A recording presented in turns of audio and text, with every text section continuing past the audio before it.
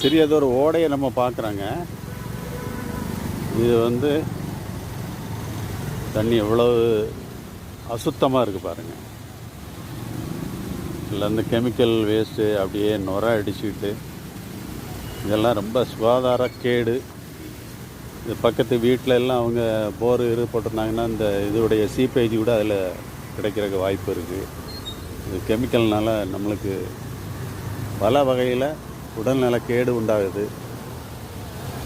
இதை நம்ம எப்படி கண்ட்ரோல் பண்ணுறதுங்கிறத கவர்மெண்ட்டு முக்கியமாக பார்க்கணும். இந்த இதில் வந்து சுத்தமாக ஓட தண்ணி போகிற மாதிரி இருக்கணும்.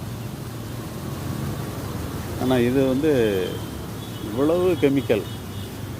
இதை தான் நம்ம சில பேரெல்லாம் இதை தான் ஆடு மாடுலாம் இதை தான் குடிக்கிறாங்க. இப்போ எவ்வளோ இடைஞ்சல் வரான்னு பாருங்கள். நம்ம வந்து